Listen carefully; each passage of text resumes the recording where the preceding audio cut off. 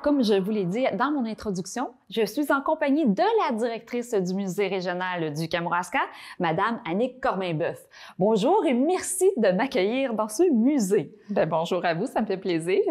Tout d'abord, moi, j'aimerais savoir, ça fait quelques années que vous êtes la directrice du musée régional et quand vous avez pris le mandat d'être la directrice de ce fameux musée, est-ce que vous aviez une vision de ce que vous vouliez faire pour ce musée régional du Kamouraska?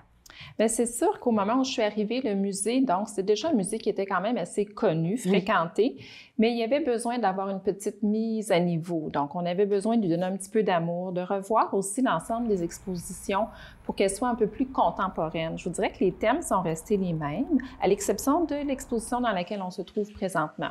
En fait, l'exposition Prendre les eaux, qui explique comment Kamouraska est considéré comme le berceau de la villégiature, c'était supposé d'être une exposition temporaire. Puis moi, j'ai décidé de la rendre permanente parce que je trouvais que c'était une belle façon de, finalement, de faire une introduction aux visiteurs, puis de montrer comment, finalement, le village s'est développé. Puis autour de cette exposition-là, on a arrimé plusieurs activités, dont les visites du village.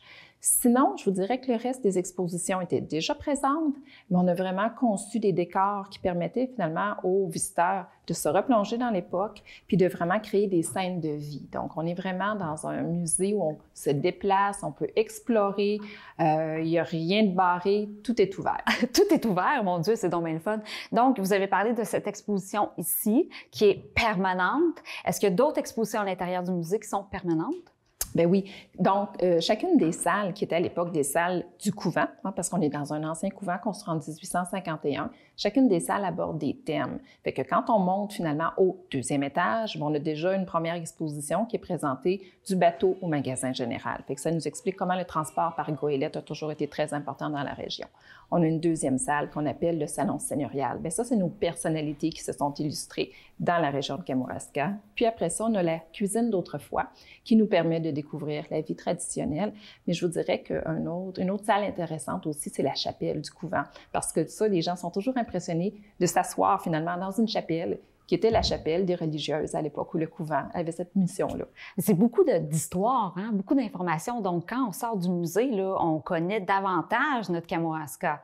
En tout cas, dans l'ancien temps, disons. Oui, ça couvre quand même une grande période. T'sais. Ici, au musée, on explique tant la fondation de la seigneurie de Kamouraska en 1674, mais à travers tout ça, il va y avoir l'évolution de la seigneurie, les différentes activités économiques. D'ailleurs, le troisième étage les aborde, l'agriculture, la pêche, la charpenterie-menuiserie, des activités qui étaient super importantes à l'époque, puis certaines sont encore pratiquées aujourd'hui.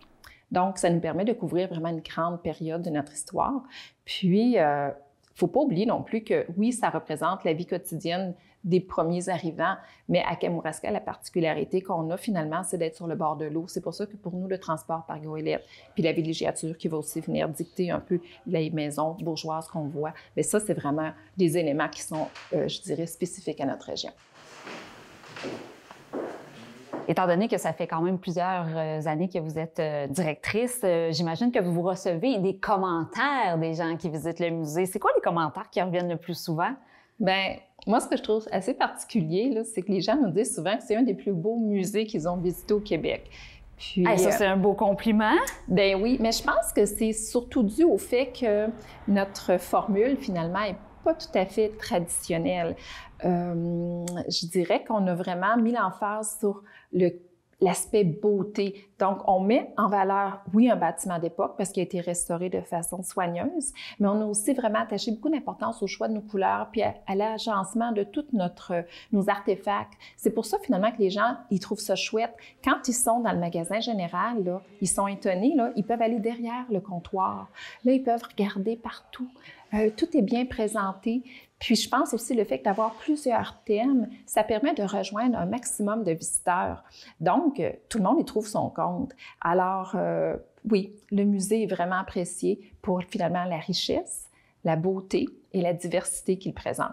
Et c'est pas seulement les gens du coin qui visitent le musée, hein? C'est aussi les gens de l'extérieur, de partout du Québec, et j'imagine aussi à l'extérieur du Québec. Là. Vous devez en voir des Français, des Anglais, mettons, de l'extérieur du Québec. Donc, ça doit vraiment circuler là, au niveau du touriste. Bien, c'est sûr qu'ici, Kamouraska, dans le fond, il faut comprendre aussi qu'on est bien situé. On est à mi-chemin entre Québec et la Gaspésie. Je vous dirais qu'en général, les gens qui s'en vont vers la Gaspésie vont faire un arrêt à Kamouraska. Puis à ce moment-là, bien, ça nous permet d'avoir des visiteurs de partout. Alors oui, les Français sont en général au rendez-vous, les Québécois d'ailleurs aussi, mais on commence à avoir aussi des Ontariens et des Américains. Et là, vous avez votre musée ici, les expositions permanentes, mais comme vous l'avez mentionné un petit peu tout à l'heure, vous avez dit qu'il y avait quand même des activités rattachées à l'extérieur là, du musée.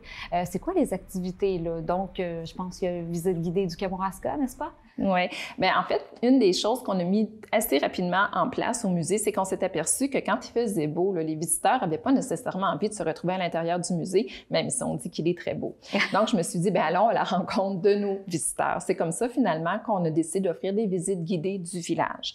Alors, ces visites-là sont très, très populaires. Les gens adorent ça, puis ça leur permet aussi de découvrir notre village, mais avec son histoire, parce que, tu sais, outre le fait qu'on ait des belles maisons, puis que oui, on a 2 quais à Kamouraska, là, mais ça s'explique hein, dans l'histoire. Ben oui. Les maisons, leur orientation aussi s'explique aussi. L'architecture hein, des maisons. Ben oui, des bourgeois, là, ça construit des maisons pas mal plus grandes que les gens qui travaillent la terre. Alors, cette visite-là, finalement, leur permet vraiment de découvrir la beauté du village, son architecture, puis comment, finalement, tout ça va s'imbriquer pour faire du village de Kamouraska, finalement, quelque chose qui est quand même assez particulier des autres villages de la région. Une autre sortie aussi qu'on offre, puis ça, c'est vraiment parce qu'on avait des questions et des questions qui venaient beaucoup de gens, tout de, je dirais, de la région de Montréal, là, qui ne sont pas familiers avec les marées hautes, les marées basses. Okay. Les autres, là, quand ils voyaient le fleuve, l'île aux Corneilles, qui finalement, qui n'avait pas d'eau, jusqu'à l'île aux Corneilles, et là, ils ne comprenaient plus rien. Là. Alors là, pour eux, c'était un grand mystère. Alors, on a dit, bien, notre président, c'est un ingénieur géologue. Fait qu'il nous a dit, bien, moi, si vous voulez, je vais vous offrir des visites géologiques. Fait que c'est comme ça qu'on a pu avoir finalement des visites qu'on peut organiser en fonction de son horaire, mais des marées. Puis on part à marée basse, direction Îlot-Julien, pour découvrir finalement la formation géologique de Kamouraska, mais aussi celle des Caburons, des histoires, des anecdotes qui se sont produites sur les îles de Kamouraska. Fait que c'est vraiment une visite aussi qui est très, très appréciée de la part des visiteurs. Puis encore une fois, ça nous permet d'aller rejoindre une autre clientèle, celle qui préfère les randonnées pédestres, prendre le grand air. Mais c'est vraiment une très bonne idée. Puis aussi, le musée s'est gâté, je dirais, hein, en acquérant le moulin Paradis. Ça, c'est quand même exceptionnel. C'était dans quel objectif au départ? Bien, il y avait deux choses qui se côtoyaient. Ici, au musée, on avait aussi beaucoup de questions concernant la célèbre série Cormoran. Fait que ça, c'était une chose. Je m'étais dit à un moment donné, on développera le thème. Entre-temps, M. Paradis, le propriétaire du moulin, qui prend de l'âge, décide de dire, bien, regarde, Annick, là, si tu veux, je te donne mon moulin pour que tu puisses finalement le conserver puis faire un peu comme un site historique. Bon, fait que là, tout de suite, dans ma tête, ça a commencé à faire 1 + 1, ça fait 2. Le moulin, c'était un site de tournage de la série Cormoran. J'ai eu l'occasion de rencontrer M. Jean l'Italien, qui était M. Gérard Labrec dans la série. Un monsieur super charmant, la communication, c'est numéro 1. Puis on lui a demandé finalement d'être président d'honneur. Fait que finalement, avec ce contact-là, ça nous a permis aussi d'aller vers des comédiens. Donc, oui, on a un bâtiment historique qu'on exploite, qu'on va finalement tranquillement pas vite développer pour en faire un site un peu plus complet, mais ça permet vraiment de conserver le bâtiment, d'en faire une visite. Fait que dans ce moulin Paradis-là, il y a 2 expositions qui sont présentées. Une exposition sur l'évolution des moulins à eau dans la région de la Côte-du-Sud, mais plus spécifiquement Kamouraska et Saint-Pascal, mais aussi une exposition consacrée à Cormoran.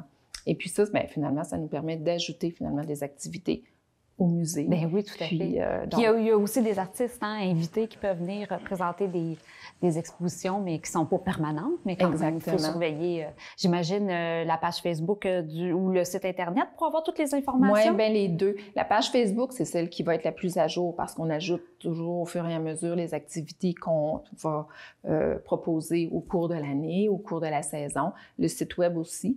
Puis oui, effectivement, l'année prochaine, on devrait encore avoir donc un artiste comme on a eu cette cette année, un artiste peintre qui va venir finalement partager avec nous sa passion. Sa passion, Puis ça permet aussi de dynamiser le site. Donc, quand les gens viennent, bien, on ajoute donc des activités complémentaires. Fait que dans le fond, je pense que ce qu'il faut surtout garder à travers tout ça comme idée, c'est de répondre aux besoins de nos visiteurs parce que c'est eux, finalement, qui ont le dernier bout du bâton. Tout à fait, tout à fait. Très intéressant. Bien, merci beaucoup, Annick Corminboeuf, de m'avoir invitée dans ce merveilleux musée. Et là, direction Moulins Paradis.